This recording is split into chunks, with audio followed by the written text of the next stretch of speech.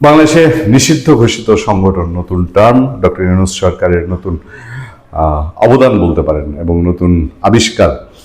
বাংলাদেশের ইতিহাসের সাথে সম্পৃক্ত দল বাংলাদেশ আওয়ামী লীগকে নিষিদ্ধই করা হয়েছে বলা যায়। তারা কার্যক্রম নিষিদ্ধ মানে তো নিষিদ্ধই। তার ছাত্র সংগঠন ছাত্রলীগ নিষিদ্ধ হয়েছে, এটা প্রায় বছর গড়িয়ে গেল। বাংলাদেশের ইতিহাস, স্বাধীনতা, স্বৈরাচার বিরোধী আন্দোলন সবকিছুতেই ছাত্রলীগের যেমন অবদান আছে, বদনামির ভাগও আছে সমান সমান। যতবার আওয়ামী লীগ ক্ষমতায় এসছে, যতবার, সেটা বঙ্গবন্ধু শাসন আমল থেকে শুরু করে শেখ হাসিনার নেতৃত্বে যে কয়বার ক্ষমতা এসছে, ততবারই সবচেয়ে বেশি কুকীর্তির বোঝা চেপেছে ছাত্রলীগের উপরে, এবং এটা বাস্তব প্রমাণিত।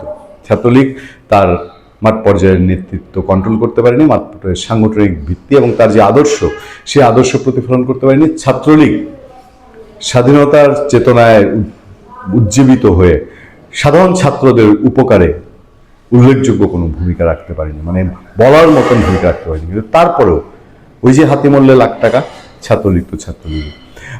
এখন যেই কলির কাল চলছে, যেই মানে কি বলে জমের কাল ছাত্রলীগ আওয়ামী লীগের জন্য, যুবলীগের জন্য, এই জমের কাল একদম পুরো দস্তুর সম্মুখ জম হচ্ছেন ডক্টর মোহাম্মদ ইউনূস এবং তার সরকার।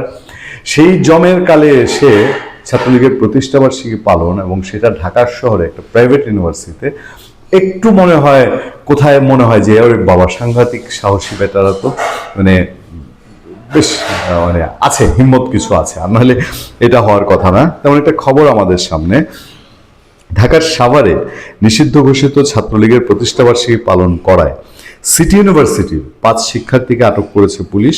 সোমবার রাতে সাভার মডেল থানার বিরুলিয়া ফাঁড়ির ইনচার্জ আলামিন আটকের বিষয়টি নিশ্চিত করেন। এর আগে দুপুরে সাভারের বিরুলিয়া ইউনিয়নের খাগান এলাকা থেকে তাদের আটক করা হয়। আটক হলেন নেত্রকোনা জেলার দুর্গাপুর থানার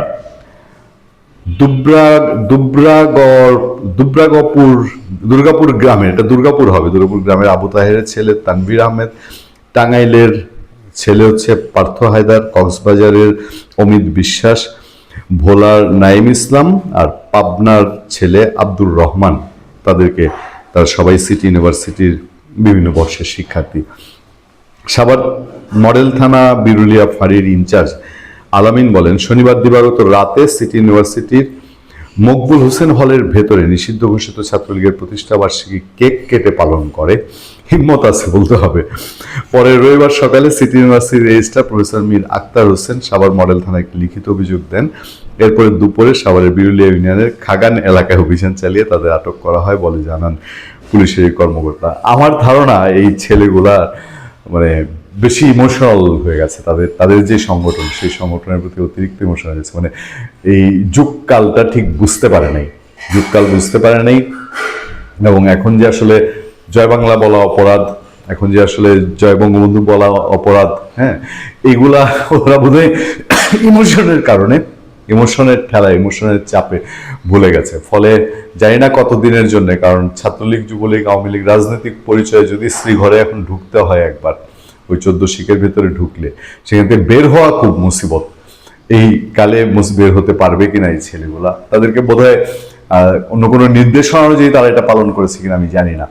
তবে আমার কাছে মনে হয় যে ব্যাপারটা বেশি ইমোশনাল তাদের কাছে। ভালো থাকবেন, সুস্থ থাকবেন। আপনার কাছে আমি আতিক রহমান, পূর্ণিয়া।